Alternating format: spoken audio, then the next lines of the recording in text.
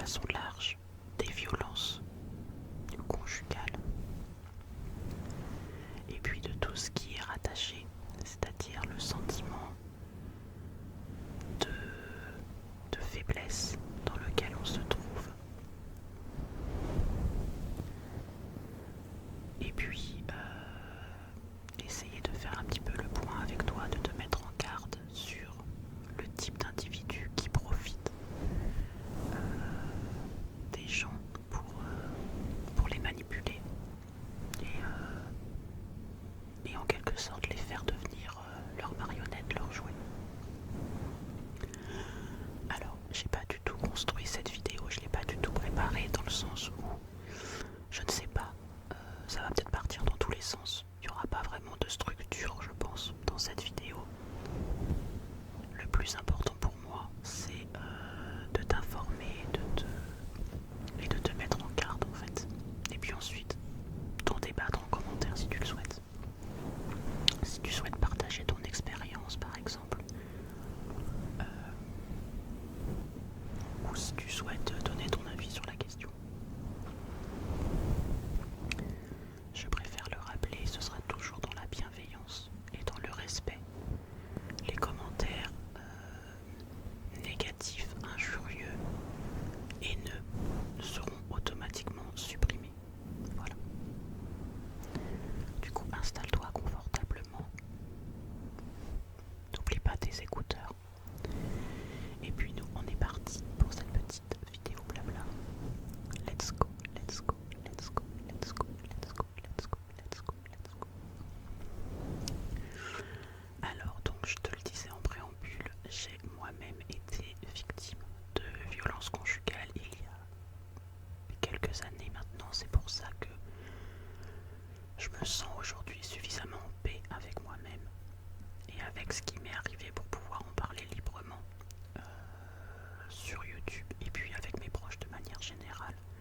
Ça a été un sujet longtemps tabou pour moi, dans le sens où j'avais honte d'avoir vécu cette expérience. J'avais honte de me dire que je m'étais laissé manipuler à ce point et que je n'avais pas trouvé la force nécessaire en moi pour sortir de cette spirale infernale finalement plus tôt. Je n'avais pas vu, j'avais pas compris en fait suffisamment tôt ce qu'il était en train de me faire, ce que cet homme était en train de me faire. Mais en fait, par cette vidéo, je voudrais déculpabiliser toutes les personnes qui pourraient se retrouver dans cette situation. Ce n'est pas de ta faute. Vraiment, ce n'est pas de ta faute. Et si jamais tu vis cette situation actuellement ou que tu l'as vécue et que tu es encore, c'est encore frais en toi et que ça s'est pas encore décanté, garde bien en tête que ce n'est pas ta faute. Dans cette histoire, la victime c'est toi. Et même si en général ce genre de personne essaye de te faire croire le contraire, essaye de te faire porter le chapeau, de te faire culpabiliser, ce n'est pas de ta faute. Et la victime, c'est toi. Ce n'est pas le manipulateur ou la manipulatrice. Je tiens également à préciser une chose, je vais parler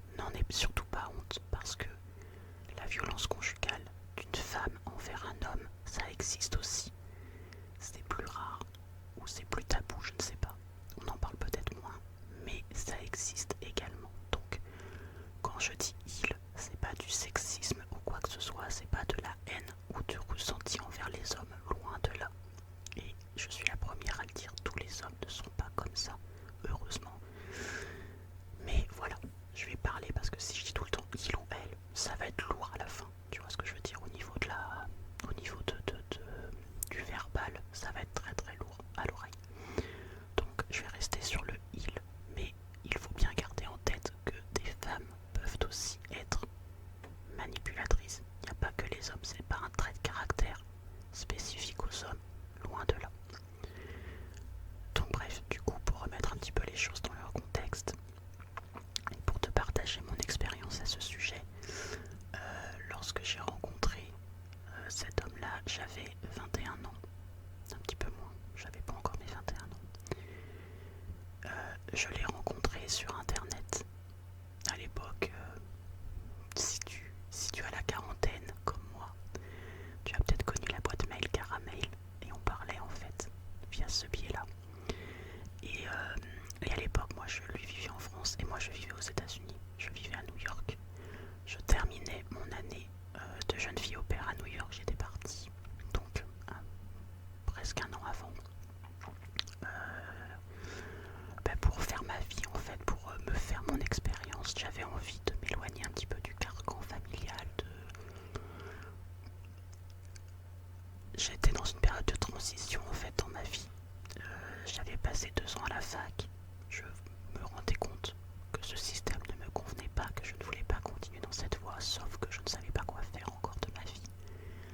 Et je me disais qu'il me fallait un diplôme quand même pour pouvoir me laisser le choix de faire ce que je voulais, de choisir ce que je voulais faire. Et je me suis dit, au lieu de passer un an à rien faire, à me lamenter sur mon sort ou à glanter et du coup à perdre ensuite cette motivation à pouvoir trouver autre chose, une autre formation, j'ai eu cette opportunité de partir un an aux États-Unis en tant que jeune fille au père. Je l'ai saisie. Et honnêtement, c'était la plus belle expérience de ma vie. Bon, à part la maternité et tout ça, mais ça c'est un autre sujet. Mais on va dire que c'est une des plus belles expériences de ma vie. Et aucun regret de l'avoir fait, d'avoir sauté le pas. Je suis partie toute seule, sans famille, sans amis. Je connaissais personne quand je suis arrivée. Et c'était juste waouh quoi. C'était juste super. Mais bon bref, c'est un autre sujet. Je te l'avais dit. En préambule, cette vidéo n'aura aucun sens. Il n'y a pas de structure, il n'y a pas de... Voilà, bref. Et donc, je commençais un petit peu sur la fin, un petit peu à avoir le mal du pays quand même si j'ai très très bien vécu mon expérience de manière générale, mais les derniers mois, en plus j'ai appris que ma mère était malade. Donc, j'étais moins dans le mood en fait de cette vie loin de ma famille. Et du coup je parlais sur internet, j'ai parlé avec cet homme là et je pense que lui a capté en fait tout de suite ce côté comment dirais-je, ce côté ouais, où j'étais pas bien en fait. Il s'est servi de cet état d'esprit que j'avais à ce moment là pour déjà commencer un petit peu à me prendre sous sa coupe. Et tout de suite, quand je lui ai dit, je lui ai parlé de ma mère, etc., je lui ai dit, je sais pas quoi faire, je sais pas si je dois rentrer en France plus tôt, si je dois terminer mon année complète ici ou pas. Tout de suite, il m'a dit, non mais vas-y, rentre en France, il faut que tu prennes soin de ta mère, etc. Mais en fait, lui, ce qu'il avait en tête, c'était rentre en France pour qu'on puisse se rencontrer et que j'ai encore plus d'emprise sur toi, en fait. Donc du coup, je l'ai un petit peu écouté finalement. J'en avais parlé aussi avec ce qu'on appelle là-bas la host, donc ta patronne en fait, la mère de famille. Je lui en ai parlé, je lui ai dit qu'est-ce que tu me conseilles de faire, etc. Elle m'a dit non, c'est ta mère. En plus, elle l'avait rencontrée puisque ma mère était venue en février de cette même année venir me voir. Et donc tout de suite ma host m'a dit non, vas-y, tu rentres, tu y vas, c'est pas grave, tu n'as pas fini ton année, on était au mois de juin, je devais rentrer au mois de septembre, je devais rentrer fin septembre. Elle m'a dit vas-y, pour l'été on se débrouillera, ne t'inquiète pas,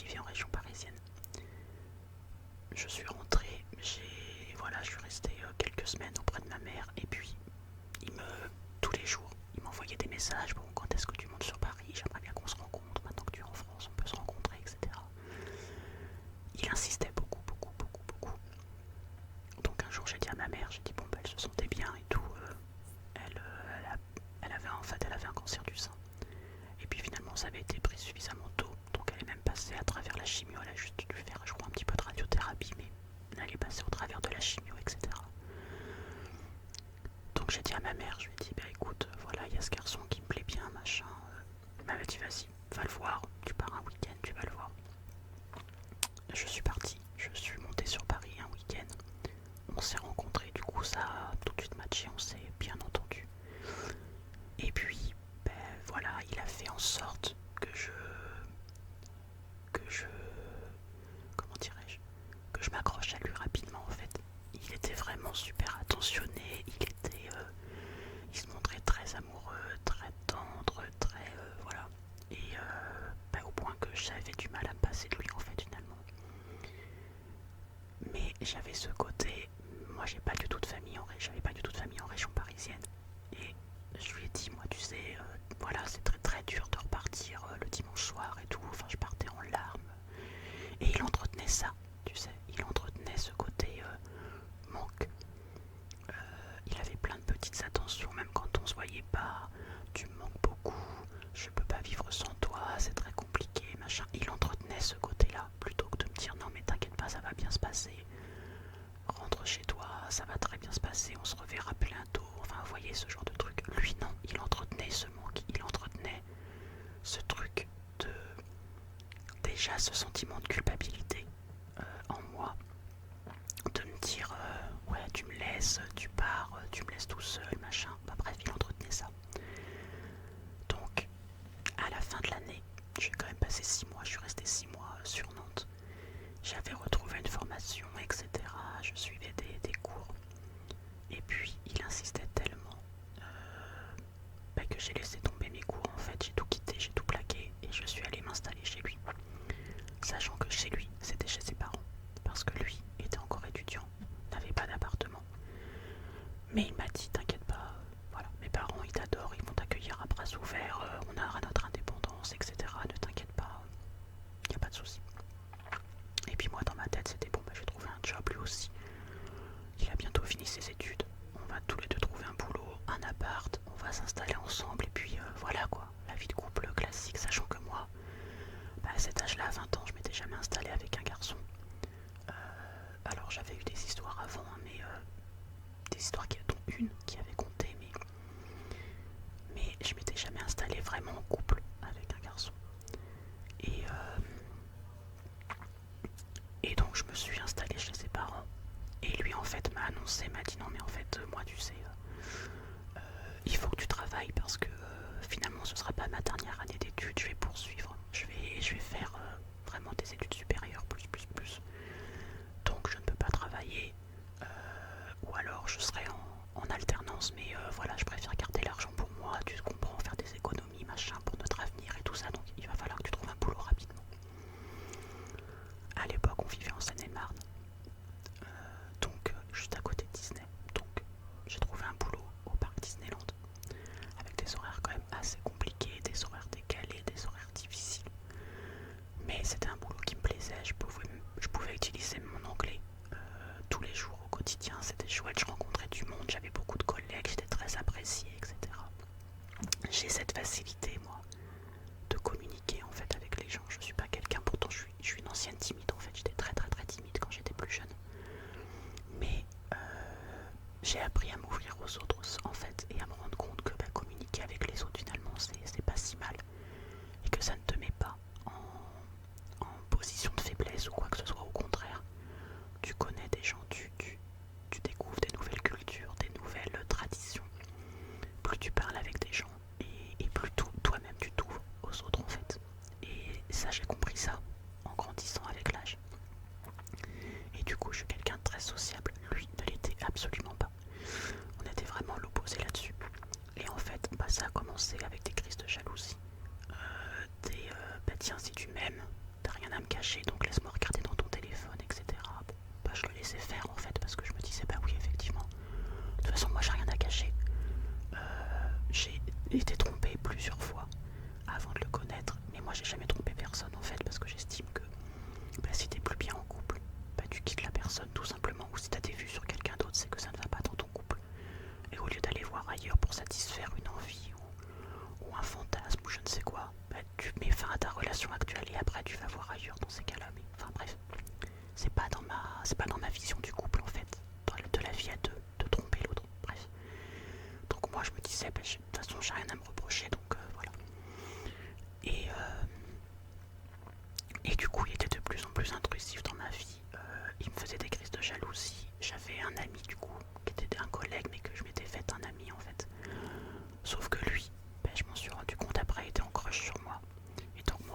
petits messages des fois que je supprimais moi parce que voilà, et au travail je disais non mais moi je suis en couple, je suis pas du tout intéressée, donc voilà.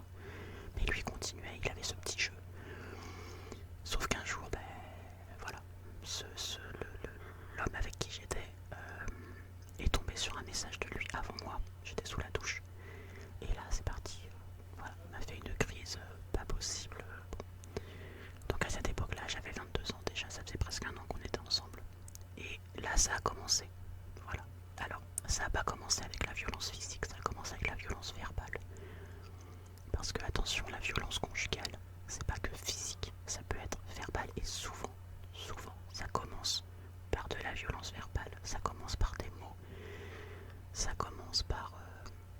mais de toute façon, tu pourras jamais trouver quelqu'un d'autre que moi, t'es moche, t'es grosse, tu pourras pas plaire à un autre garçon, donc en gros, n'essaye même pas de me quitter parce que t'y arriveras pas et que tu finiras ta vie seule. Donc ça commençait, alors c'est très insidieux là, je raccourcis beaucoup le truc, hein, mais c'est des petites phrases qui commencent au début, c'est l'air de rien, et puis ça finit par des insultes, ça finit par, et c'est quotidien en fait. Et alors moi j'ai mon caractère, je me laisse pas faire de manière générale, donc je commence à lui répondre, à lui dire qu'il avait tort et que si vraiment il voulait se tester à ça, très bien, on arrêtait là la relation et puis il verrait que j'arriverais à trouver quelqu'un d'autre et tout ça. Et dans ces cas-là, après, non mais voilà, je voulais pas dire ça. Vous voyez, c'est toujours ce genre de personnes, c'est pour ça qu'on les appelle les manipulateurs. En général, c'est des narcissiques manipulateurs ou manipulateurs narcissiques, peu importe dans quel ordre on le met. Parce qu'ils arrivent quand ils sentent que leur travail de sape en fait sur toi ne fonctionne pas ou ne fonctionne plus. Ils vont commencer à s'excuser, à trouver les mots, à faire en sorte que tu retombes dans leurs bras et que tu te dises oui bof, ok c'était un petit loupé, c'était un petit raté, mais au fond c'est quelqu'un de bien et je l'aime et je peux pas lui faire ça en fait, je peux pas le quitter sur un coup de tête comme ça, voilà. Donc je retombais là-dedans, je retombais dans cette manipulation, etc. Bien plus tard, je pense que je vais faire ça avec des dates, ce sera plus simple pour toi, même si ça remonte à très très loin. Donc quand on s'est rencontrés, quand je suis revenue en France, c'était en 2001. Donc je suis revenue en France en juin 2001. J'ai emménagé chez lui en décembre 2001. Et en février 2003, j'ai appris que ma grand-mère était malade, très très très malade.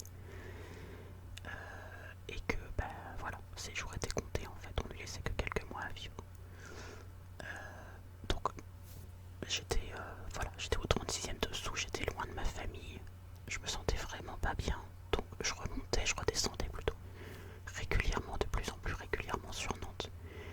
Et lui forcément, il a recommencé son travail de culpabilisation, de culpabilité on va dire, c'est plus français comme ça, à me dire mais tu me laisses seule, ta grand-mère c'est bon, il y a ta famille, voilà, elle est entourée, moi je suis tout seul. Voilà, tu peux pas me laisser aussi longtemps, etc. Et moi je lui disais mais c'est ma grand-mère en fait. Enfin, j'ai toujours été très très proche de ma grand-mère, plus que de ma mère au final. Il faut que je sois là pour elle. Et lui me disait non mais c'est bon, ça va, elle va pas mourir demain, t'as le temps, etc. Bon, au final j'étais tellement mal, j'ai quitté mon travail.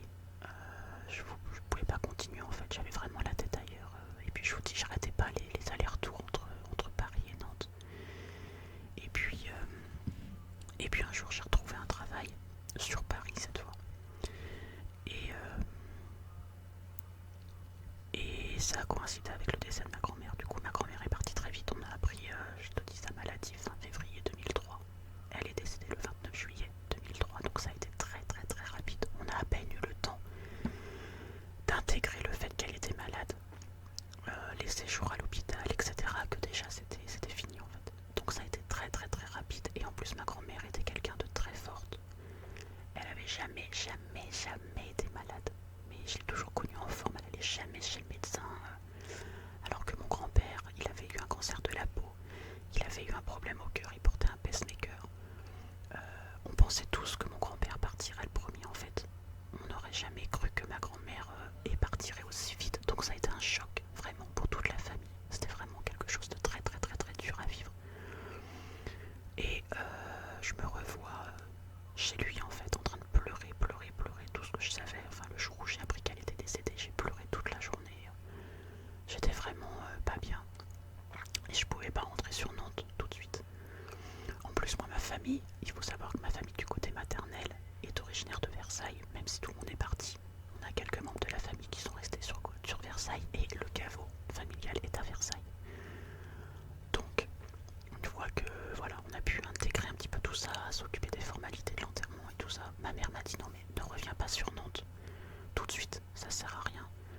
tu reviendras le jour de l'enterrement et après on repart tous sur Versailles.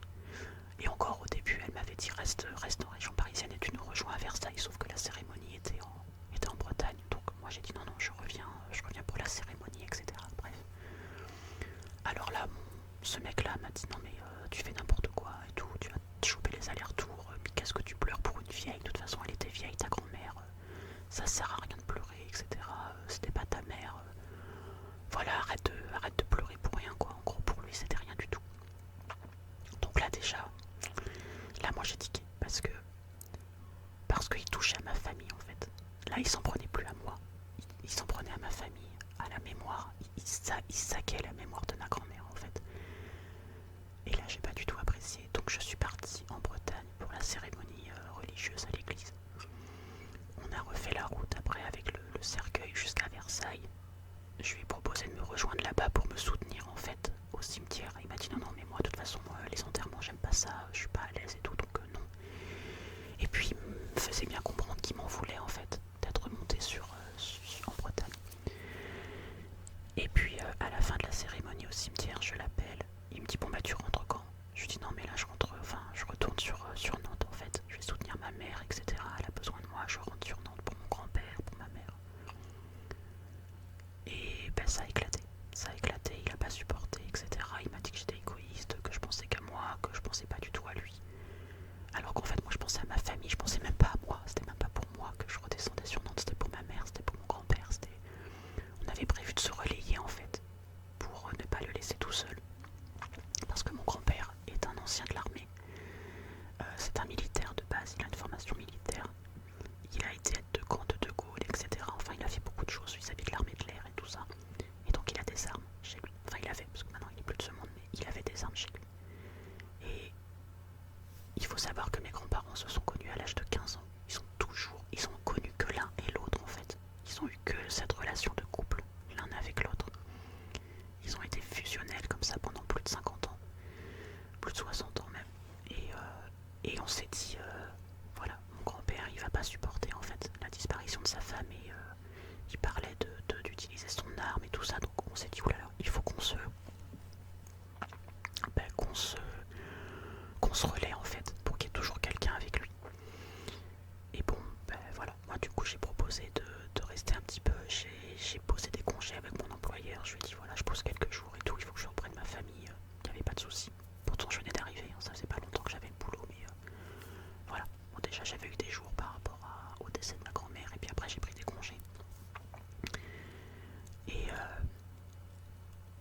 Et en fait, ben là j'ai pris conscience. De retour sur Nantes, de retour en Bretagne, j'ai pris conscience de certaines choses par rapport à ma relation que je la trouvais pas normale en fait.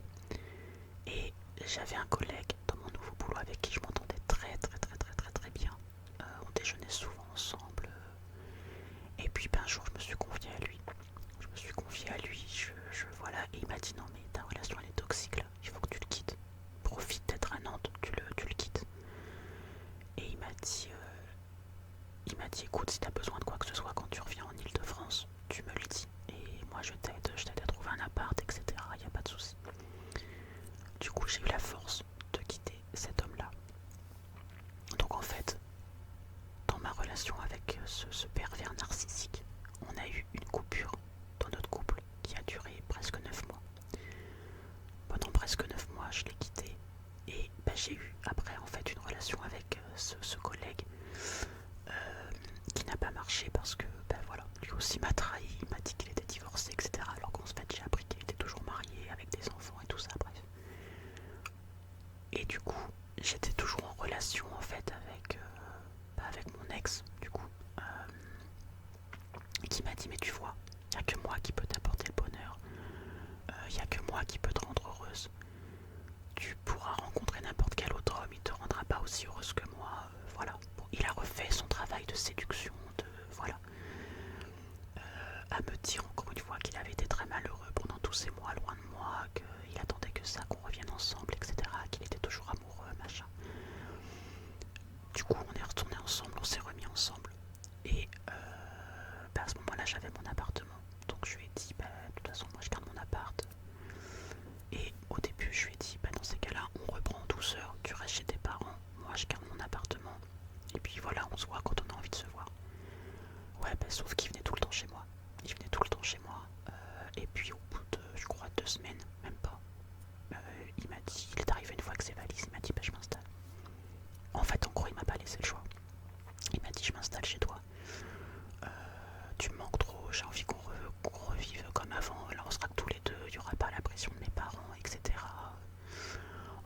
essayé de me faire croire que tous les points négatifs que j'avais vus chez lui avant, c'était à cause de ses parents, que ses parents lui mettaient la pression, etc., qu'il n'était pas comme ça normalement. Bon. Ben oui, sauf que moi j'ai pas vu le coup venir. Là en fait on était vraiment en vase clos tous les deux. Et je pense que tant qu'on était chez ses parents, il se retenait en fait, physiquement en tout cas je parle. Il se retenait parce qu'il savait qu'il y avait toujours quelqu'un chez lui. Et que ben voilà, il pouvait pas me taper dessus, il pouvait pas me... Voilà, il y avait toujours ses parents, il y avait toujours quelqu'un. Donc du coup il s'est installé les premières semaines, parce que ça n'a même pas duré quelques mois, c'était les premières semaines, c'était idyllique, c'était très très bien, ça se passait bien. Et puis ça a coïncidé avec la fin de ses études. Il a terminé ses études, donc moi je me disais bon bah il va trouver un boulot. Il a fait des longues études, donc il va trouver un boulot qui paye bien, on va avoir une vie confortable, ça va bien se passer, etc. Et pas du tout. Pas du tout. Il a toujours pas trouvé de travail. Et en fait, il s'enfermait dans ce truc-là, c'est-à-dire que la situation à lui convenait très bien. Il se faisait entretenir, en fait, tout simplement. Je subvenais à tous ses besoins. Il m'obligeait à mettre de l'argent de côté. Au début, je me disais, bah oui, il faut qu'on mette de l'argent de côté pour nous, pour qu'on voyage, pour qu'on profite de notre jeunesse. En fait, tout simplement, il avait 2 ans de plus que moi. À l'époque, j'avais 24 ans, il en avait 26. Je me voyais pas avoir des enfants tout de suite, etc. Lui n'en voulait pas non plus, donc je me suis dit, on va mettre de l'argent de côté pour voyager. Ah bah non, fallait mettre de l'argent de côté pour lui acheter un ordinateur, pour lui acheter une nouvelle télé, pour lui acheter une borne de jeux vidéo. Il était très très jeux vidéo. C'était un geek, un vrai geek. Et il ne faisait que ça toute la journée. C'est-à-dire qu'il se levait à midi. Moi je partais le matin pour aller bosser. Il fallait surtout pas que je le réveille. Il fallait que je fasse attention de ne pas faire trop de bruit, que je le réveille pas. Il se levait à midi. Il fallait que je lui prépare son déjeuner avant. Comme ça, quand il avait faim, qu'il ait toujours un truc à manger. Et je revenais du boulot. Moi, quelquefois, je faisais des horaires de fou. C'est-à-dire, je partais très tôt le matin, je revenais. Quelquefois, il faisait nuit. J'avais ma chienne. J'avais ma première chienne à l'époque. Et je la sortais le matin. Lui ne la sortait pas de la journée. C'est-à-dire que la pauvre bête, dès que je rentrais, tout de suite, elle allait dans le couloir, tout de suite, elle allait vers sa laisse et tout. En fait, j'étais à peine arrivée, il fallait que je sorte la chienne. Mais il fallait pas que je prenne trop de temps non plus, attention, parce qu'il fallait que je m'occupe de lui. Donc en rentrant, il fallait que je fasse le ménage parce qu'il avait rien fait. Il fallait que je fasse la vaisselle parce qu'il avait rien fait. Il fallait que je prépare le dîner parce qu'il ne voulait pas le faire. Bref, il commençait déjà son travail d'emprise.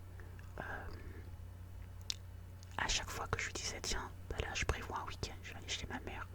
Ah oui, mais non, là ce week-end là, j'ai besoin que tu sois là parce que moi j'ai prévu quelque chose et je pouvais pas y aller, je pouvais pas aller chez ma mère avec ma chienne. Et il le savait très bien, et donc je comptais sur lui pour garder ma chienne.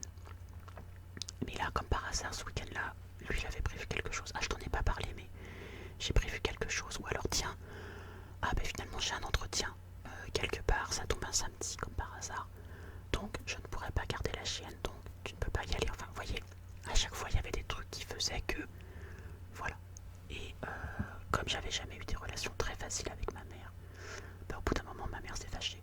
Ma mère m'a dit, écoute, si tu veux plus venir me voir, tu le dis, etc. Moi je me suis fâchée aussi, bref, on était en froid toutes les deux. Et bah, au final il a eu ce qu'il voulait, c'est-à-dire qu'il m'a coupé. En fait ce qu'il cherchait à faire c'était me couper de ma famille, me couper de mes amis. Pareil quand je voulais sortir avec des amis, parce que je m'étais fait des amis moi du coup en Ile-de-France, bah, il me disait mais on s'est pas vu de la journée, je veux que tu passes du temps avec moi, je veux qu'on passe du temps ensemble. Et bah du coup bah, j'appelais mes amis, je disais non bah, sans moi ce soir, voilà. Quand je l'appelais, des fois je partais du boulot, je disais bah tiens, on m'a invité à prendre un verre avec les collègues, etc.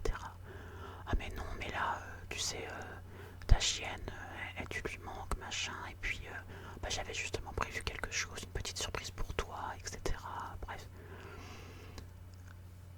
Il y avait toujours quelque chose qui faisait que il fallait que je me coupe des autres en fait. Et moi je l'ai pas compris tout de suite. Je voulais tellement que ça fonctionne en fait. Peut-être parce qu'on avait déjà eu un échec tous les deux. Je voulais que ça fonctionne, je voulais que ça marche, je voulais que mon couple marche. Que, ben, à tort, j'ai répondu à toutes ses demandes. Je faisais tout ce qu'il me demandait, sans chercher à comprendre en fait. Et c'était un tort. C'était un tort, et si c'est un conseil que je peux te donner aujourd'hui, ne mets pas ce que tu es au plus profond de toi. Ne le mets pas entre parenthèses pour quelqu'un d'autre. Si la personne t'aime vraiment, elle t'aimera pour ce que tu es toi. Elle n'essaiera pas de te changer, elle n'essaiera pas de faire la personne qu'elle-même idéalise et voudrait que tu sois. Et moi, c'est ce qui m'est arrivé en fait. Pour cet homme-là, là tu le vois, je suis brune. Voilà, j'ai les cheveux châtain foncé. Je suis devenue blonde pour lui, parce que lui n'aimait que les blondes. Donc je me suis teinte en blonde. Je m'habillais de façon provocante parce que lui aimait les femmes sexy, qui mettaient des mini-jupes, etc. Donc je mettais des mini-jupes, mais vraiment très très courtes. Et on sortait le soir dans la rue. J'étais super mal à l'aise habillée comme ça. Il me faisait porter des cuissardes avec... Enfin, en gros, on aurait dit une prostituée. Je ressemblais vraiment à une prostituée. Mais lui était fier d'avoir une femme comme ça à son bras. Et par contre, quand on rentrait, quelquefois il me faisait une scène parce que il me disait que j'avais aguiché les autres hommes, que beaucoup d'hommes m'avaient regardé, que beaucoup d'hommes s'étaient retournés derrière moi.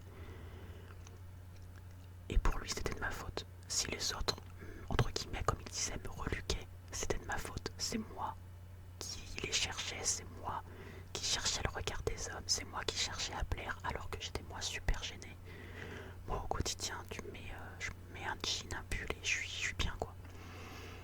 Là, mettre des vêtements moulants, c'était pas moi en fait, mais je voulais lui plaire, je voulais qu'il me trouve jolie, je voulais que... Voilà, je voulais qu'il m'aime en fait, et je me disais, pour qu'il m'aime, il faut que je devienne celle, le type de femme qu'il aime. Et donc ça a commencé comme ça, les crises de jalousie, où on rentrait le soir, et c'est parti avec une première gifle, en me disant que voilà, que je l'aimais pas, que je draguais les autres mecs, qu'il était sûr que je le trompais, que voilà, quand j'allais travailler, c'était pour en fait... voilà, aller voir mon amant, etc. Que j'étais sûre que j'avais un amant au travail et tout ça. Et j'avais beau lui dire, ben non. Et moi, le meilleur moyen de lui prouver, c'était de rentrer tout de suite en fait. Mon trajet était chronométré, j'avais qu'une trouille. C'était que mon train, mon RER ait du retard. Que j'arrive en retard, lui calculait, il savait à quelle heure je partais. À quelle heure je prenais mon train, à quelle heure j'étais censée arriver. Et le temps de trajet ensuite entre la gare et mon domicile en voiture. Moi j'avais qu'une trouille, c'était que soit mon train ait du retard, soit que mon chef me demande un travail au dernier moment et me dise tiens bah tu fais quelques heures, tu fais une heure en plus, voilà. J'avais qu'une trouille de ça parce que je savais que si je lui disais ça, il ne croirait pas et qu'il me dirait non, non, non, c'est juste que t'es allé voir un mec et que là tu te cherches des excuses et qu'il me frappe. Et en fait à chaque fois, il avait cette facilité après de se faire pardonner, de me dire je suis désolé. C'était pas moi, je me suis pas reconnue, j'ai pété un plomb. Mais tu sais, avant de te connaître, j'étais pas comme ça, j'ai jamais frappé une femme. En gros, c'est toi. C'était moi qui le faisais devenir comme ça, c'était de ma faute. S'il était violent, c'est parce que j'étais trop provocante, alors que quand je partais bosser, j'étais en tailleur. Enfin, rien de plus classique, mais pour lui, c'était provocant. Je partais coiffée, maquillée, bah normal, j'étais au boulot quoi. Bah non, c'était provocant, il fallait pas. Et donc, bah lui, il se contrôlait plus quand c'était comme ça, et il m'aimait tellement que du coup, c'est ce qu'il me disait, attention, hein, c'est ce que lui voulait me faire croire, que c'est parce qu'il m'aimait tellement, qu'il tenait tellement à moi, que bah ça débordait en fait, son trop plein d'amour débordait, et que ça finissait en claque, mais qu'il le regrettait, qu'il recommencerait pas, promis, juré, je recommencerai pas, etc.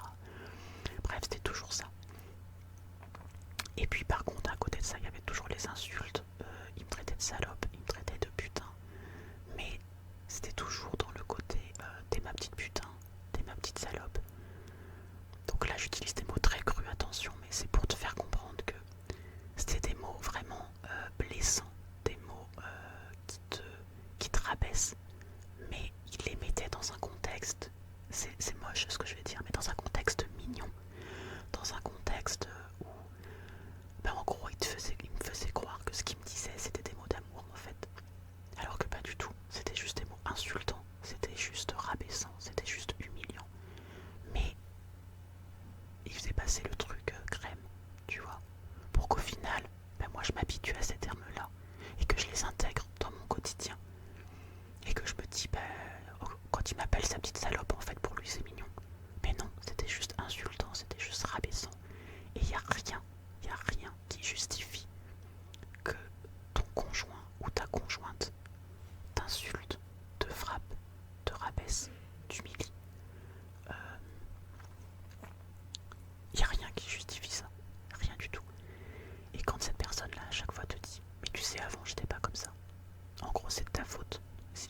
ça, c'est toi qui me fais devenir comme ça.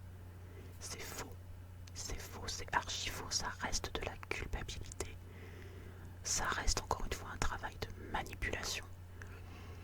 Et il faut surtout pas croire. Et maintenant que j'ai des enfants, je dis toujours à mes filles, la première insulte, même si vous êtes grave amoureuse, même n'attendez pas la première claque, la première insulte, vous prenez vos affaires et vous partez.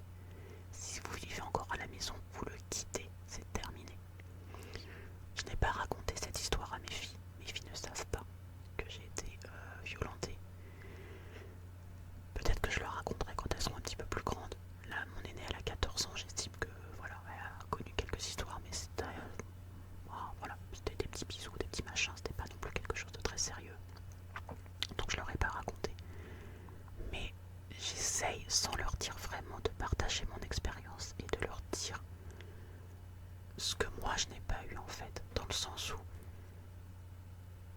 en fait j'estime que ma mère m'a laissé tomber finalement et que du coup je n'avais aucun soutien. Je me suis pas dit tiens, là je suis malheureuse, je suis pas bien, j'appelle ma mère et je sais que voilà, je pourrais aller chez elle. Et j'essaye de faire comprendre ça à mes filles, de leur dire tu sais demain, je sais pas, t'as des enfants, ton mari devient violent, tu prends tes affaires, tu prends tes enfants, même sans prévenir, tu viens à la maison, la porte sera toujours ouverte, peu importe la raison pour laquelle tu reviens, je ne te fermerai jamais la porte, à toi, à tes enfants, à ton chien, à ton chat, à tes lapins si t'en as, peu importe. J'essaye de leur faire comprendre que moi en tant que mère, peu importe la raison pour laquelle elles reviennent, peu importe la raison pour laquelle elles auraient quitté leur mari, leur conjoint, je ne leur demanderai même pas d'explication en fait. Je les accueille et elles peuvent revenir, il n'y a pas de souci. Voilà, je serai toujours là pour elles. Et au contraire, moi je pense que je le sentirai de toute façon, je saurai pourquoi elles reviennent. Parce qu'il y a des petits signes en fait. Tu sais qu'une femme est manipulée, quand tu l'as vécu toi-même, je pense que tu arrives à déceler ces petits signes qui font qu'on sait qu'une femme est manipulée, qu'une femme est sous emprise. Que ce soit encore une fois verbal ou physique. Je pense que moi j'arriverai, je dis ça, ça se trouve je ne saurais pas du tout, mais je pense que j'arriverai à ressentir ça. Mais bref.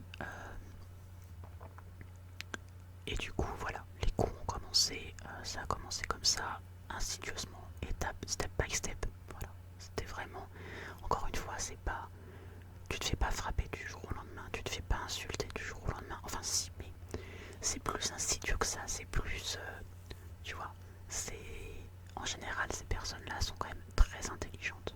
Lui était très très très intelligent, il savait très bien ce qu'il faisait. Et dès que j'avais une petite faiblesse, dès que j'avais un petit moment de moins bien en fait, il rentrait dans la brèche tout de suite. Dès qu'il y avait une petite, voilà, un moment où il se disait, vas-y, je vais pouvoir la manipuler encore plus, il y allait. C'était, voilà, il était à l'affût de ce genre de truc. Et bon bref, du coup, on a vécu comme ça, enfin j'ai vécu comme ça pendant de nombreuses années. Ça a duré pendant très très très longtemps. Dis-toi que je l'ai rencontré en 2001. On s'est séparés en 2009.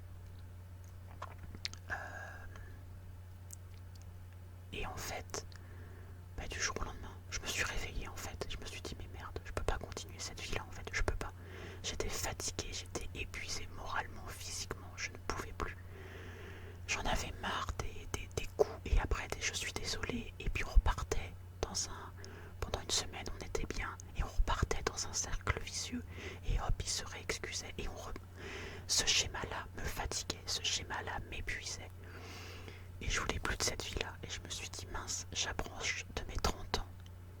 J'ai envie de construire une famille, j'ai envie de construire quelque chose, mais pas dans ces conditions et pas avec lui. Un jour, je sais pas, j'ai eu le déclic et je me suis dit, non mais en fait, l'homme de ma vie, c'est pas lui. C'est pas lui. Et si je reste avec lui, et encore pire, si j'ai des enfants avec lui, ce sera trop tard. Là, ça va être, je pourrai plus rien faire. Et je crois que le déclic, en fait, ça a été... Alors déjà, il faut savoir qu'en 2003, je suis tombée enceinte de cet homme-là. Et il m'a convaincue d'avorter.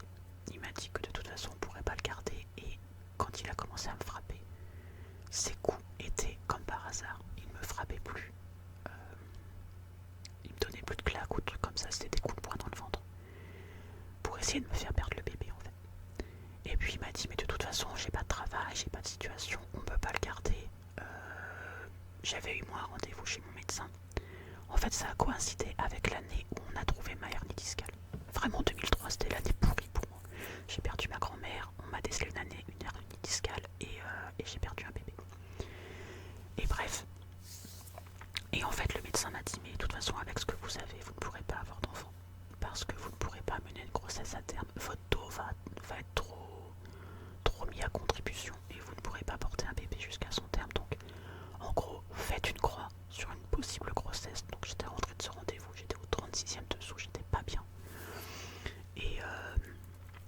Et en gros, le jour où j'ai appris que j'étais enceinte, il m'a dit bon bah c'est bon, je t'ai montré que tu pouvais tomber enceinte, je t'ai prouvé que tu pouvais tomber enceinte, maintenant tu vas te faire avorter parce qu'on peut pas le garder. Là j'ai pas compris, j'ai dit mais je t'ai pas dit que, on m'a pas dit que je pourrais pas tomber enceinte, on m'a dit que je ne pourrais pas mener une grossesse à terme correctement avec mon dos en fait. Donc je dis là en gros tu as fait exprès de me faire tomber enceinte pour me prouver que je pouvais avoir un enfant mais en fait t'en veux pas. Et déjà là, je pense que la première rupture était liée à ça en fait. J'ai vraiment pas supporté mon avortement, ça a été vraiment très très dur pour moi. Donc ça ajouté au décès de ma grand-mère, plein de trucs. La coupe était pleine donc je l'avais quittée une première fois. Et quand on s'est remis en couple, en 2008, fin 2008, je suis retombée enceinte. J'ai fait une fausse couche, je pense, liée au coup que je prenais tous les jours. Je suis retombée enceinte en 2009. Et là pareil, j'ai fait une fausse couche mais qui s'est très très mal passée. Enfin bref, c'est un très très mauvais souvenir. Et là j'ai dit stop. Là j'ai dit non mais de toute façon je ne veux pas d'enfant avec lui. Et lui ne pourra pas assumer d'enfant de toute façon. Il me disait clairement qu'il en voulait pas. Et que de toute façon je serais pas une bonne mère. Que déjà j'arrivais pas à prendre soin de lui, donc comment je pourrais prendre soin d'un enfant. Que de toute façon il était hors de question d'avoir des enfants ensemble parce que déjà que j'étais une égoïste finie, en fait il estimait que je m'occupais pas suffisamment de lui, que je prenais pas suffisamment soin de lui, que moi j'avais toute ma journée de boulot dans les pattes, lui ne fichait rien de la journée, mais quand je te dis qu'il fichait rien, il fichait rien. Mais c'était à moi encore de tout faire, et que certains soirs je disais non je suis fatiguée et tout, et lui m'obligeait à avoir des rapports, m'obligeait à... Voilà, parce que lui avait envie, donc il fallait que... Voilà, fallait que j'ai envie aussi, il fallait pas que je sois fatiguée. Et que ça, du coup, ça me rendait égoïste. Le fait de lui dire non, mais je suis fatiguée, j'ai pas forcément envie ce soir. J'étais une égoïste. Donc là, j'ai dit stop. Je pouvais plus. Donc je lui ai annoncé un jour, un matin, je lui ai dit écoute, ça peut pas continuer comme ça. Je veux qu'on arrête. Voilà. Et il m'a dit ok, je peux comprendre. Enfin, vraiment, il a réagi très très bien. Il a fait genre qu'il réagissait très bien. Il m'a dit ok, il n'y a pas de souci. Par contre, est-ce que je peux rester ici le temps que je me retourne, le temps que je trouve quelque chose, parce qu'il est hors de question que je retourne chez mes parents. Ça fait plusieurs années qu'il était parti de chez ses parents. Il m'a dit je peux pas retourner chez eux comme ça, j'y arriverai pas et tout. Donc je me suis dit bon allez, vas-y. Moi dans ma tête je me disais encore je lui dois bien ça, alors qu'en fait je lui devais rien du tout. Je lui devais rien du tout. Mais toujours dans mon truc de me dire bon allez il faut que ça se passe bien, il faut qu'on ait entre guillemets une belle rupture, tu vois ce que je veux dire, je voulais que ça se passe bien en fait, qu'on garde quand même des bonnes relations et que ça se passe bien. Donc je me suis dit il le prend bien, il accepte la rupture, donc je vais accepter qu'il reste en colocation entre guillemets ici quoi. On avait un clic-clac dans le salon, on avait 2 canapés, dont un convertible. Donc je me suis dit moi je vais garder la chambre et lui dormira dans le salon. Et puis ça a duré comme ça pendant un mois. Et puis à mon nouveau travail j'ai rencontré quelqu'un qui est devenu le père de mes filles. Je lui ai pas du tout parlé de cette relation toxique que j'avais eue avec cet homme-là. J'étais encore dans mon processus de deuil en fait par rapport à cette relation, de honte. J'assumais pas du tout en fait d'avoir été maltraitée, d'avoir été insultée, d'avoir été... J'assumais pas en fait. Donc je lui en parlais pas. Et puis je voulais pas l'embêter avec ça. On commençait une histoire. On commençait pas une histoire mais... Voilà, encore une fois, j'avais toujours ce côté... Mon ex vit à la la maison, donc je vais pas commencer une nouvelle relation, il me faut du temps, etc. Je voulais me laisser du temps aussi pour moi, un mois, c'était pas suffisamment long. Mais on avait ce petit travail de séduction avec le père de mes filles, on commençait ce petit travail de séduction tous les deux. Et puis, en fait, je pense que mon ex l'a compris. Il a compris que j'avais quelqu'un d'autre en tête, que je commençais à rentrer un petit peu plus tard le soir, etc. Que, bon. Et puis un jour, je suis rentrée du travail et il a littéralement pété un plomb.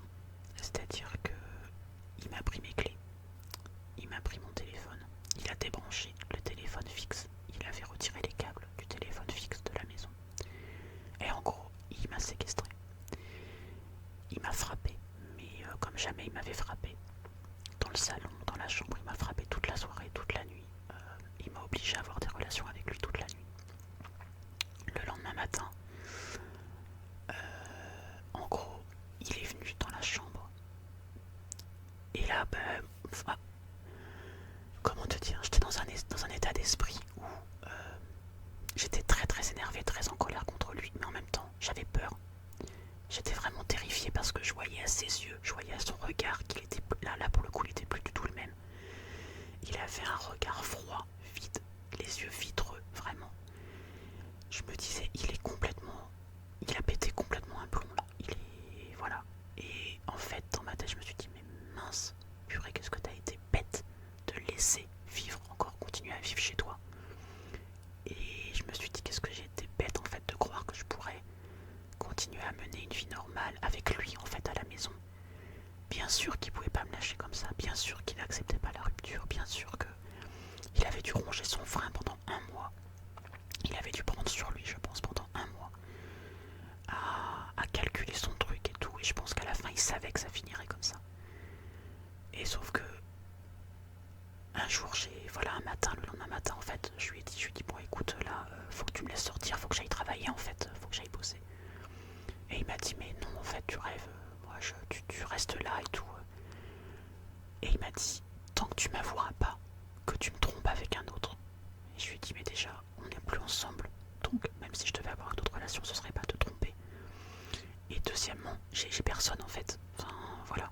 Donc je lui ai avoué, je lui ai dit oui il y a un travail de séduction avec un homme, il y a un homme qui me plaît machin mais il y a rien. Et lui m'a dit bon déjà étude, il faudra que tu apprennes maintenant que tu comprennes que t'es à moi, que tu m'appartiens et que tu ne seras jamais à personne d'autre. C'est pas toi qui décides. Il m'a dit si t'as été assez conne pour croire que tu pouvais décider du jour où ce serait fini, il m'a dit c'est moi qui déciderai quand ce sera fini. Et il m'a dit le jour où ce sera fini, c'est quand tu seras 6 pieds sous terre. Là ce jour-là ce sera fini. Et là je te jure, j'ai dit mais quoi? J'ai dit mais là en fait il est complètement fou. Il est complètement fou. Cet homme est fou. Et donc il m'a obligé. Du coup j'ai pas été au boulot, mais j'ai pas pu prévenir mon employeur, rien du tout. J'étais vraiment dans ma tête, je me disais mais c'est pas possible. Mon téléphone n'arrêtait pas de sonner, j'entendais qu'il arrêtait pas de sonner. Mon employeur essayait de m'appeler, mes collègues essayaient de m'appeler parce que elles n'avaient pas de nouvelles, etc. Et lui m'a dit ok, ce mec là, ok, je sais que c'est un collègue à toi. Tu me dis qui c'est? Tu me dis dans quel service il travaille? À l'époque je travaillais dans un hôpital. Il me dit tu me dis dans quel service il travaille? Et moi je vais aller le voir et je vais le buter. Voilà. Et il a sorti un couteau. Et il m'a dit si tu me dis pas qui c'est toi que je tue. Et là vraiment j'ai eu peur pour ma vie. J'ai eu très très peur pour ma vie. Et je te dis, dans son regard, je me disais il est capable de me planter en fait. Il est tout à fait capable d'aller jusqu'au bout de son truc. Et moi, bêtement en fait, je pensais qu'à une chose, c'était protéger cet homme-là, donc qui est devenu le père de mes filles après. Et je pensais à ma chienne. C'est très bête, mais je me suis dit merde, ma chienne n'est pas sortie de toute la nuit. Il l'avait pas sortie la veille au soir, il était occupé à me frapper. Je savais que le matin il l'avait pas sortie. Donc tout de suite, je lui ai dit écoute, je te dirai qui c'est, mais occupe-toi de la chienne d'abord. Va la sortir, va la promener s'il te plaît. Fais un tour du quartier vite fait et après on en parle calmement si tu veux quand tu reviens. Et il est parti, il a fermé la porte de la chambre à clé. Et il est parti sortir la chienne. Dans mon malheur, la chance que j'avais, c'est que mon appartement était au premier étage. Alors c'était un premier étage assez surélevé, surtout au niveau de la chambre. En fait, l'appartement était pas droit, si tu veux. Et en fait, la fenêtre de ma chambre était déjà pas très grande. Et en plus, plus était beaucoup plus surélevé. Je devais être au premier étage et demi en fait. Je devais être entre l'équivalent d'un premier et d'un deuxième étage en fait. Et là, en fait, j'ai même pas réfléchi. J'ai même pas réfléchi. Je me suis dit là, c'est la chance que j'ai de m'enfuir en fait. C'est peut-être la seule chance que je vais avoir de m'enfuir. C'est ce moment-là. C'est cet instant-là. Peut-être qu'il ressortira pas la chienne avant ce soir et qu'il fera nuit et que tout sera fermé. Là, j'ai une chance. Entre guillemets, je peux m'enfuir maintenant. Et en plus, mon appartement était dans un petit village, mais juste en face de la place de la mairie. Donc, avec la mairie, avec voilà, des commerces, etc. J'étais vraiment dans le centre-ville du village, en fait, en centre-bourg. J'avais cette chance de pas être complètement excentré. Et je me suis dit, bah ma porte est fermée à clé. J'ai pas la clé. Bah, j'ai vu qu'une solution, c'était d'ouvrir la fenêtre et de sauter, en fait. C'est la seule solution que je voyais. C'était l'instinct de survie m'a dit, il faut que je saute, en fait. Et je savais à peu près combien de temps il mettrait pour sortir la chienne. Ben voilà, je me suis mise au-dessus, alors bon, plus quel vertige. J'ai fermé les yeux et je me suis pas posé de questions, j'ai sauté. Bon, il se trouve que je me suis foutu le pied en l'air. Ma cheville a morflé quand je suis retombé. Donc j'avais très très mal, je boitais comme une folle. Et en fait, je me suis dit, il faut que je me cache, il faut que je me planque. Parce que s'il arrive à ce moment-là, en fait, j'habitais dans une petite cour.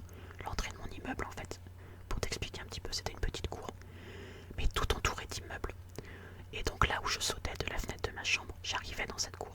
Donc, en gros, si je restais là et que lui arrivait à ce moment-là, j'avais aucun moyen de m'échapper. J'avais aucun moyen de m'enfuir puisque tout était entouré d'immeubles. Donc il fallait absolument que je sorte de cette cour et que j'aille me planquer quelque part. J'ai réussi à sortir de la cour. Je me suis mise dans une toute petite ruelle et là je l'ai vu passer en fait, avec la chienne. Sauf que ma chienne, m'a senti. C'était ma chienne en fait. Et elle en plus elle comprenait pas. Elle voulait essayer de venir me voir le soir, mais là je rejetais de la chambre à coups de pied en fait, pour pas qu'elle vienne me voir. Enfin bref, c'était très très dur, rien que d'en parler, là j'ai encore... voilà.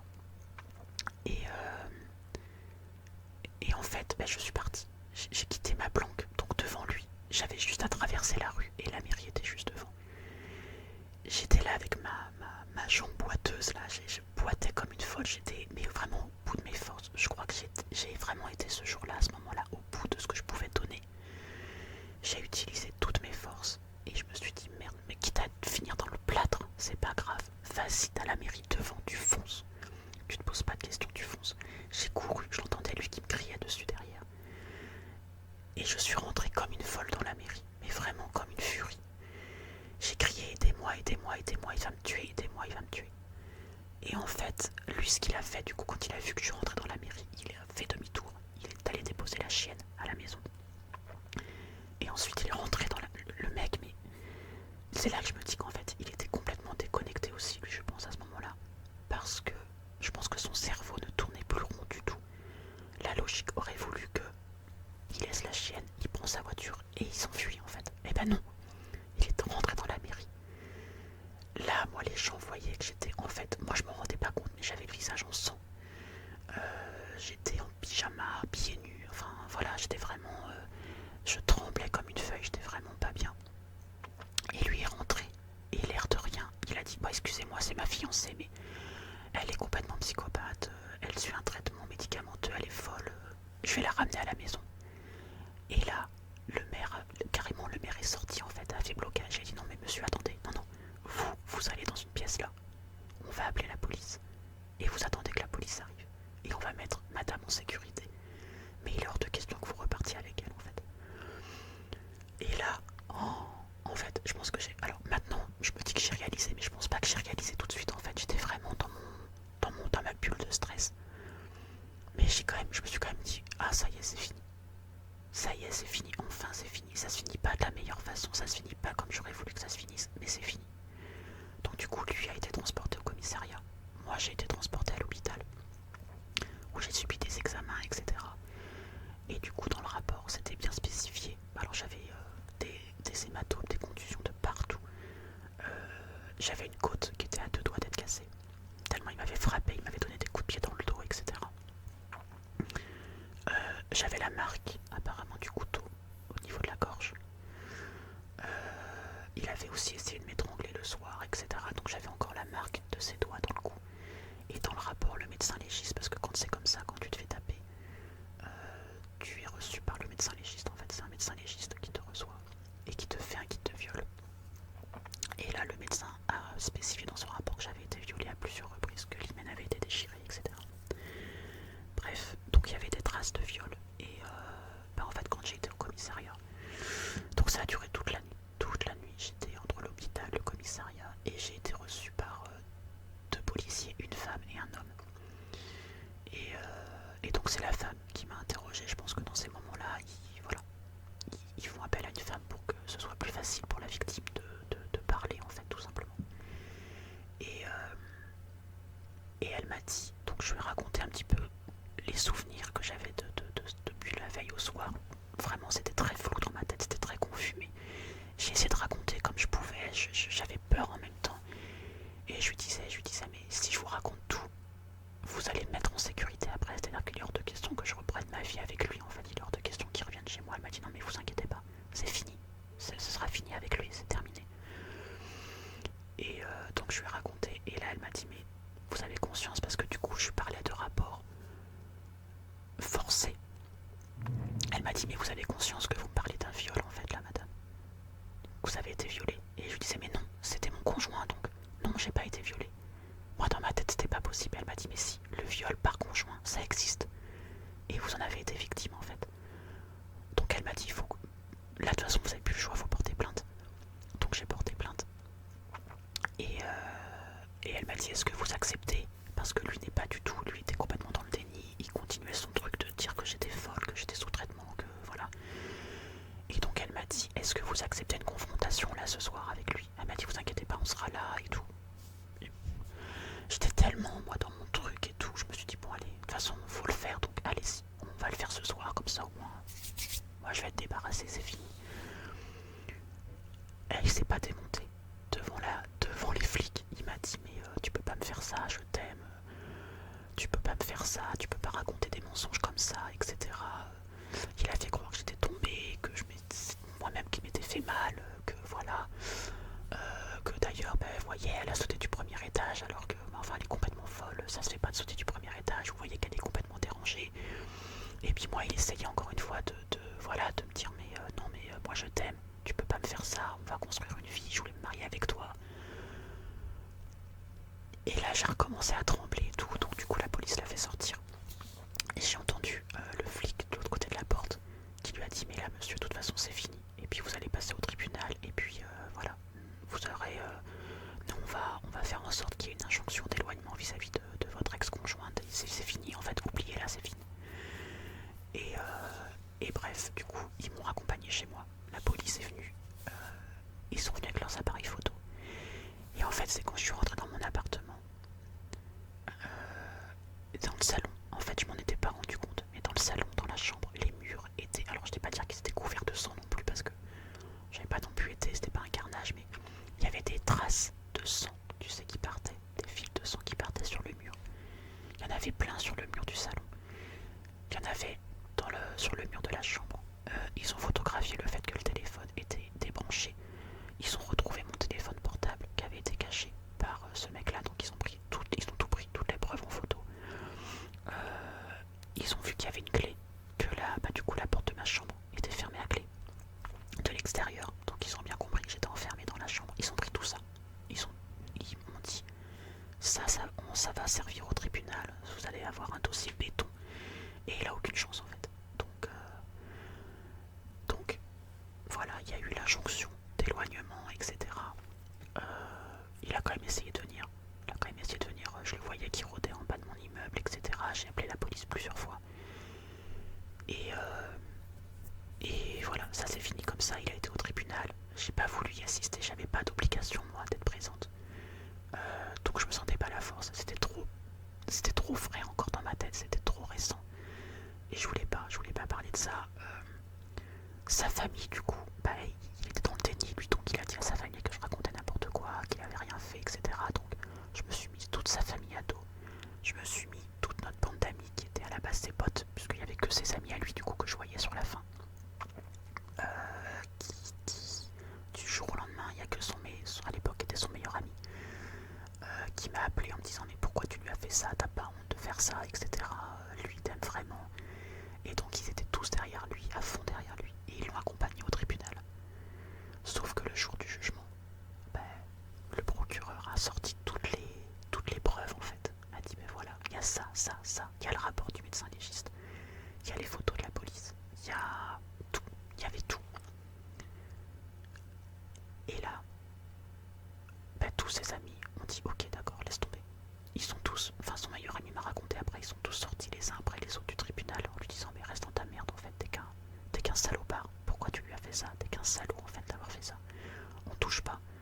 en fait, tous ses amis étaient de confession musulmane. Il avait tout un cercle d'amis. Et tous ont dit mais tu touches pas à une femme en fait. C'est péché, tu touches pas à une femme, tu peux pas faire ça. Voilà, certains d'entre eux étaient machos, étaient machins et tout, mais ils avaient un respect pour les femmes qui étaient... voilà, et ils pensaient que lui était pareil, ils pensaient que lui pensait comme eux. Et quand ils se sont rendus compte qu'en fait non, et que j'ai été maltraité pendant des années, ben là, il a perdu tous ses amis en fait. Et il a perdu son père. Son père lui a dit, non, tu me parles plus, c'est terminé, tout ce que tu lui as fait à elle. Et en fait, j'étais allé voir mon ex-beau-père. Parce que c'est... Voilà, je sais plus, il était garagiste et je crois que j'étais allé le voir pour ma voiture ou je sais pas quoi. Et il m'a pris à part, le procès avait eu lieu déjà. Et c'est lui qui s'est excusé au nom de son fils. Il m'a dit, écoute, je tiens vraiment à m'excuser pour tout le mal qu'il t'a fait, pour tout ce qu'il t'a fait. Je suis désolé d'avoir rien vu, je suis désolé de t'avoir laissé toute seule. Et ça m'a touché à un point. Je lui ai dit non mais c'est pas de votre faute en fait, vous n'y êtes pour rien. Voilà, c'est pas vous qui m'avez frappé, c'est votre fils. Votre fils, il est devenu comme ça, mais c'est pas à cause de vous. Je pense qu'il y a un problème en fait. Et voilà, bon, bref. Il a rien eu. C'était la première fois, donc le juge lui a juste dit je vous mets pas ni de sursis, ni de... Voilà, je vous mets rien à votre casier judiciaire. Enfin si, par contre, il a un casier, c'est marqué dans son casier judiciaire qu'il a été violent. Du coup, je crois qu'il a du sursis, mais il n'a pas fait de prison en fait, mais du coup, ça apparaît dans son casier judiciaire. Par contre, il lui a dit la prochaine fois que je vous revois dans ce tribunal, que vous vous en preniez à elle ou à une autre femme, là, vous faites de la prison. Voilà, vous allez en prison en fait. On parle plus de sursis là. Et donc voilà, donc j'ai complètement coupé les ponts avec cet homme-là. Par la suite, j'ai entamé du coup une relation avec celui qui est devenu le père de mes enfants, enfin de mes filles en tout cas, qui à ce moment-là avait été là pour moi, avait été bon. Finalement, ça s'est pas bien passé avec lui, mais lui a jamais été violent par contre, il a jamais été violent avec moi, etc. Mais bon, ben voilà, il m'a trompé, donc c'était terminé. Et aujourd'hui, voilà, je suis avec un homme, donc le père de mon fils, qui m'a redonné confiance aux hommes de manière générale. J'arrive à voir le bon en l'être humain grâce à lui. J'avais perdu en fait. J'avais beaucoup perdu en estime de moi, j'avais beaucoup perdu en confiance en moi. Le fait que le père de mes filles m'ait trompé après, rebelote, en fait là où je commençais à aller mieux. Parce que voilà, faut pas se mentir non plus, quand on est victime de violence conjugale, c'est un travail de reconstruction qui est très long, qui est nécessaire. Et c'est nécessaire de prendre son temps, d'aller à son rythme et de pas vouloir brûler les étapes, de pas vouloir se dire bon ben ça y est c'est fini, demain je vais aller mieux, je vais oublier ça et ça va être fini. Non. Le risque à vouloir faire ça, c'est que ça revienne après, ça revienne te hanter, ça revienne. Moi je sais que j'ai encore des séquelles, hein, j'ai encore des traces quelquefois. Dès que mon mari hausse un petit peu le ton, tout de suite je regarde les choses, je lui dis non mais non, en fait non, tu me parles pas comme ça, tu me cries pas dessus. Même s'il reste, il est pas insultant, il est pas... voilà, il me rabaisse pas, il m'insulte pas, mais le fait d'hausser le ton, des fois je lui dis non, je supporte pas en fait, qu'on me crie dessus, Donc, voilà, moi, soit c'est moi qui quitte la maison, soit c'est lui. On part, voilà, souffler un petit peu, réfléchir. Mais voilà, je sais que je suis assez dure là-dessus, je suis assez intransigeante. Parce que ce sont des séquelles de ce que j'ai vécu avec ce gars-là, ce mec qui était violent, qui était manipulateur, qui était tout ce que tu veux. Et je pense que, malgré moi en fait, parce que je veux pas être comme ça, mais quelquefois je suis assez intransigeante avec mon mari, je laisse rien passer en fait. Et je pense que je lui laisserai pas le droit à l'erreur. Je ne lui laisse pas le droit à l'erreur finalement. Même si au fond de lui, il a beaucoup de défauts, comme tout le monde. Mais il a un petit côté homme parfait, homme idéal. Voilà, pour moi c'est vraiment mon homme idéal parce que il a réussi vraiment à me redonner confiance en moi.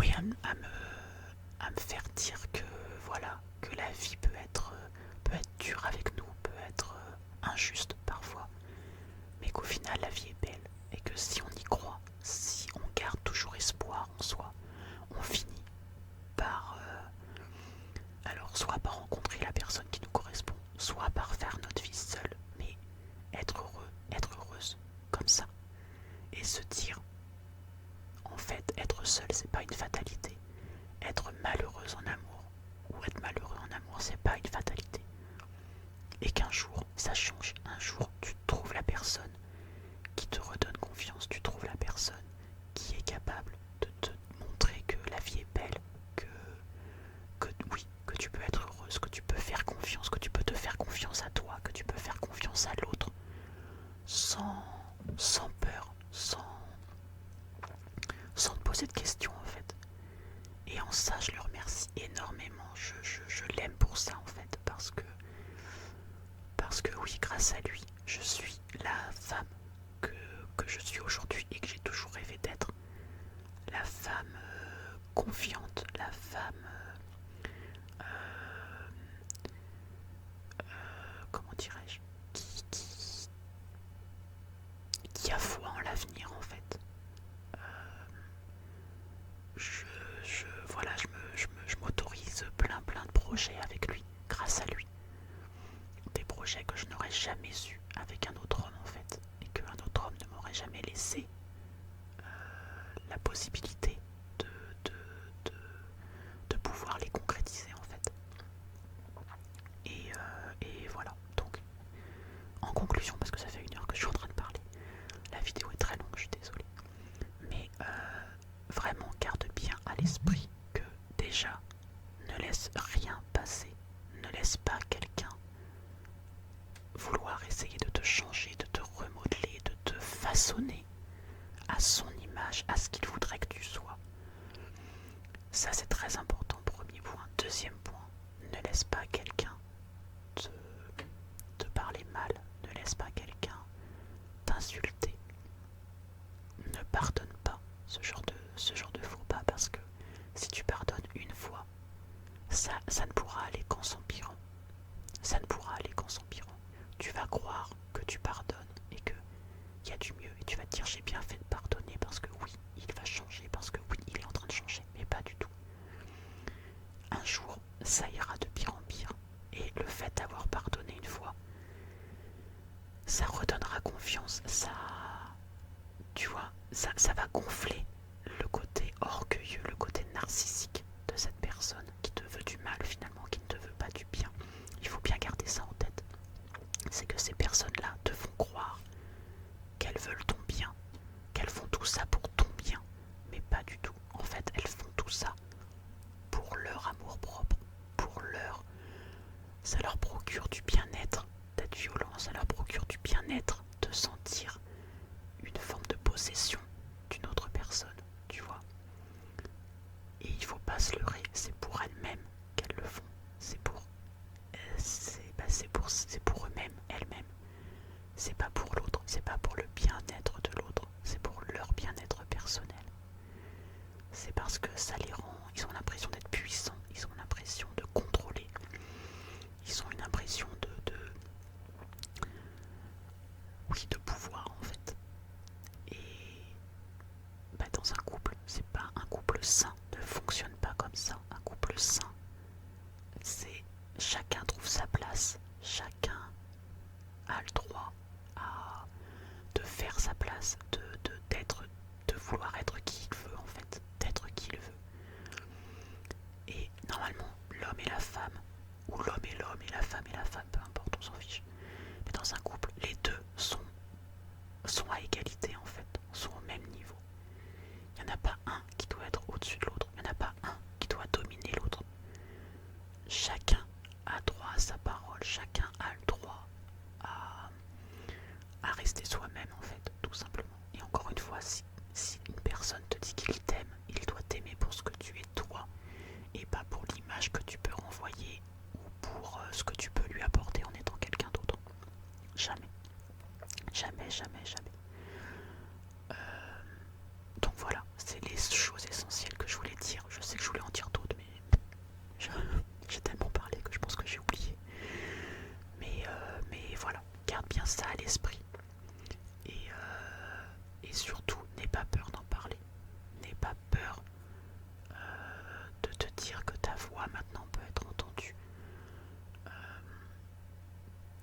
n'hésite pas à te confier, même si c'est dur, n'hésite pas. Et si tu n'as plus d'amis, si tu n'as plus de famille, si comme moi, cette personne, l'autre, a réussi à faire son travail de sape et à t'éloigner de tous ceux qui comptaient pour toi, de tous ceux en qui tu avais le plus confiance, eh bien n'hésite pas à pousser la porte d'un commissariat, n'aie pas peur, et fais entendre ta voix, tout simplement. Et redeviens toi-même, réapproprie-toi ton corps, réapproprie-toi ton image, tes pensées, ce que tu es au fond de toi, et ce qu'il a détruit, ce qu'il a réussi à détruire. Il y a tout ce travail ensuite de réappropriation de soi qui peut être compliqué, faut pas avoir peur d'aller consulter, c'est pas une honte d'aller consulter un professionnel, au contraire, ils sont là pour t'aider, ils sont là pour te soutenir, et ils sont là pour justement faire en sorte que ce travail soit plus doux pour toi, soit plus, voilà, que tu n'aies pas toute cette charge sur les épaules, toute cette charge mentale, toute cette charge physique. Et voilà en gros ce que j'avais envie de te dire.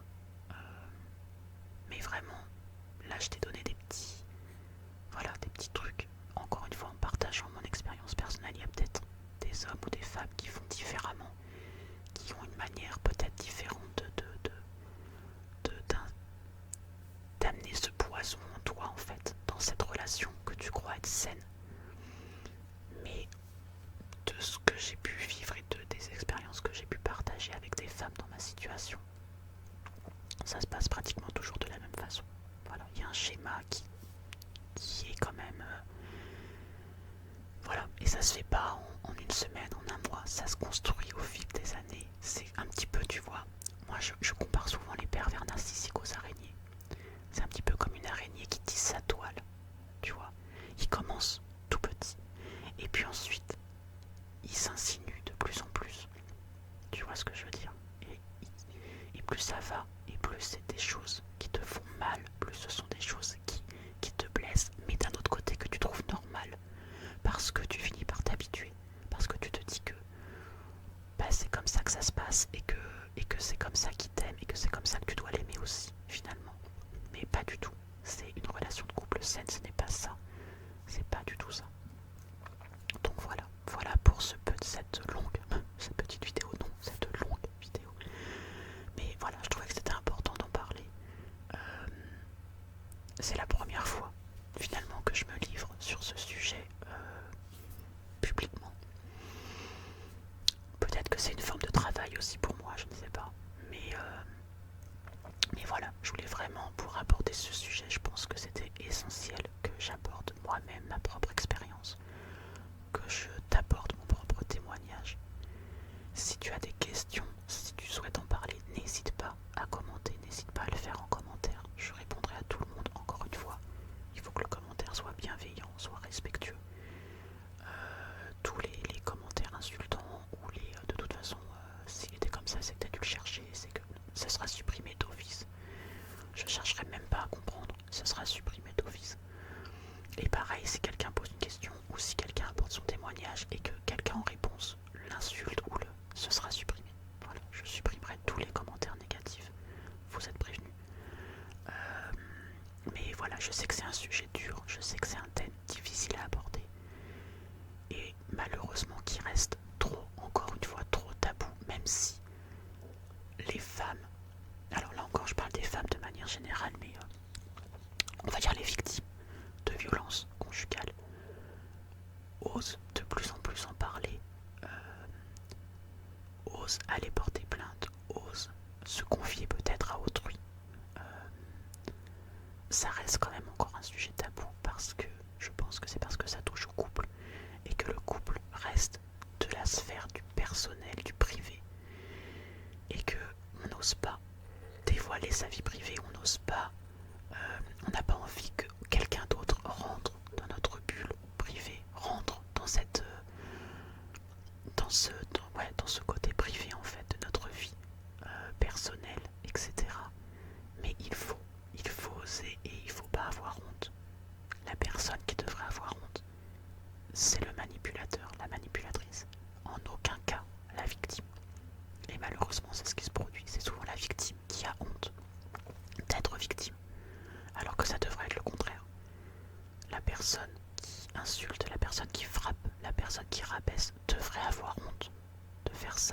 à une autre personne.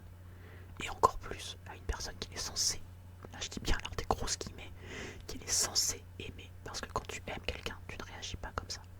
Quand tu aimes quelqu'un, tu veux le bien de la personne, tu veux que la personne soit heureuse, tu veux qu'elle soit épanouie, et pas qu'elle soit à ton service, et pas qu'elle se sente rabaissée, qu'elle se sente humiliée, qu'elle se sente qu'elle n'ait pas confiance en elle. En aucun cas, ça c'est pas de l'amour, ça c'est de la possession, mais c'est pas de l'amour.